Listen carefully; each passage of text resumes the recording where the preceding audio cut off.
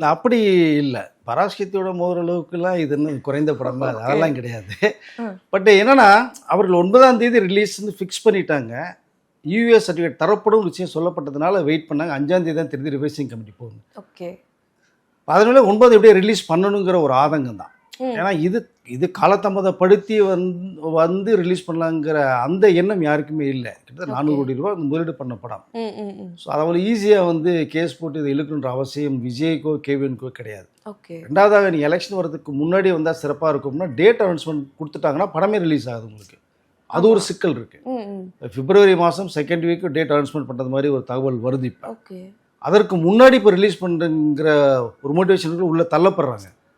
அதனால தான் சரி கேஸ் கொடுத்தோம், வேண்டாம், சென்சார் போர்டு அதிகாரிகளும் நீங்கள் கோர்ட்டுக்கு போயிட்டீங்கல்ல, போகாமல் இருந்தால் நாங்கள் உங்களுக்கு பண்ணுறது மாதிரி ரெடியாக இருந்தோம், நீங்கள் போனதுனால கோர்ட்டு முடிவு பண்ணட்டும் அப்படின்ற விஷயத்த சொல்லிட்டாங்க. ஆனால் இங்கே திரும்பி ஆரம்பத்துலேருந்து வர்றது மாதிரி இருக்குது. இந்த சூரிய ஒரு படத்தில் சொல்லுவாங்களா, அந்த கோடை புறாளி திரும்பி ஒன்று போடுன்றது மாதிரி ஆரம்பத்துலேருந்து வந்து என்ன உங்களுக்கு திரும்பி நம்ம ஆஷா நீதிபதி ஆஷா மேம் அவர்களுடைய அந்த தனிநபர் நீதிபதியே சிட்டிங் ஆகி உட்காந்து திரும்பி ஆரம்பத்திலேருந்து கேட்கணும் அவர்கள்.